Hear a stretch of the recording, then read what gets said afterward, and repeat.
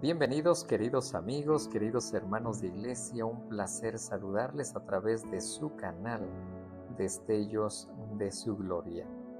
La reflexión de este día la encontramos en la primera carta del apóstol Juan, capítulo número 2.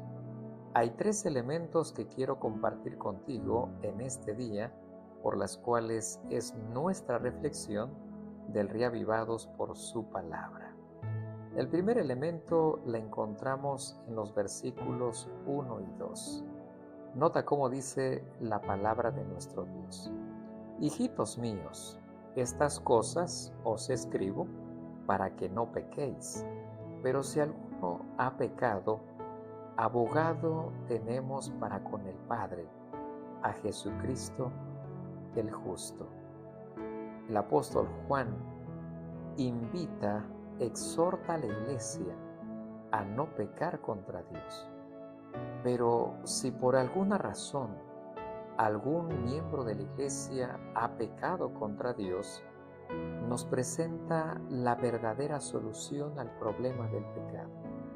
Nuestro abogado, que ahora intercede a favor de la raza humana ante el Padre, y es nuestro Señor Jesucristo, y es un abogado justo.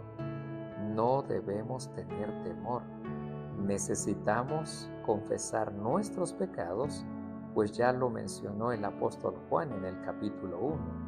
Si confesamos nuestros pecados, Él es fiel y justo en perdonar nuestros pecados y limpiarnos de toda maldad.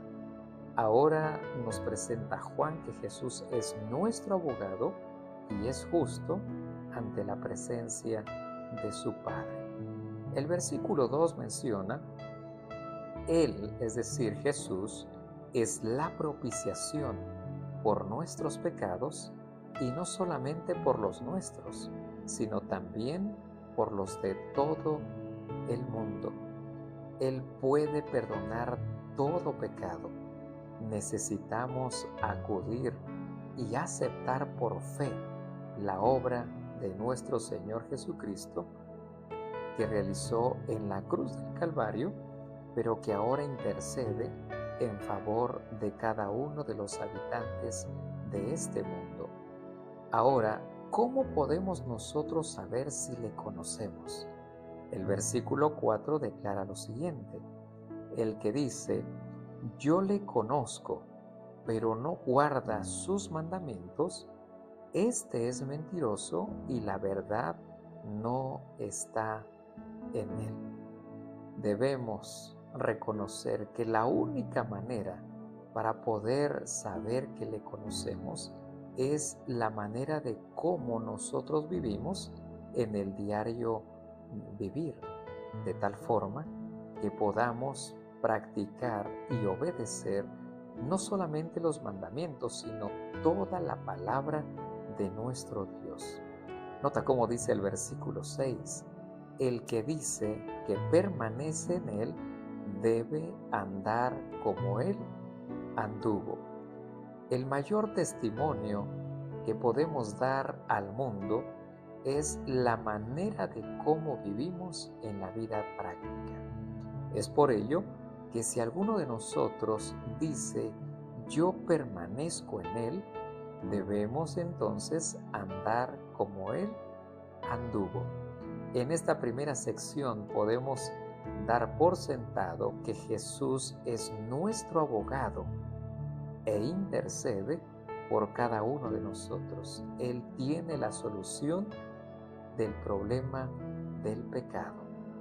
Cuando vamos al versículo 9, ahora encontramos lo siguiente: el que dice que está en la luz y odia a su hermano, éste está todavía en tinieblas. Versículo 10. El que ama a su hermano permanece en la luz y en él no hay tropiezo. No podemos nosotros tener una vida de contraste. Si decimos que andamos en la luz, debemos amar a Dios en primer lugar, pero también estamos llamados a amar al prójimo, a nuestro hermano y a nosotros mismos. Por lo tanto, el mismo apóstol Juan, en la última parte del versículo 17, declara lo siguiente: pero el que hace la voluntad de Dios permanece para siempre. Hoy más que nunca necesitamos obedecer la palabra de nuestro Dios. Debemos permitir hacer todos los días la voluntad de Dios antes que la nuestra. El apóstol Pedro también lo declaró cuando dijo: mas es necesario obedecer a Dios antes que a los hombres. Permitamos que en el diario vivir podamos siempre hacer la voluntad de nuestro Dios. Por eso el segundo elemento es que debemos amar de una manera fraternal a nuestro hermano, pues eso da testimonio de que estamos y andamos en la luz, por los cuales sabemos todos que Dios es luz para nuestra vida.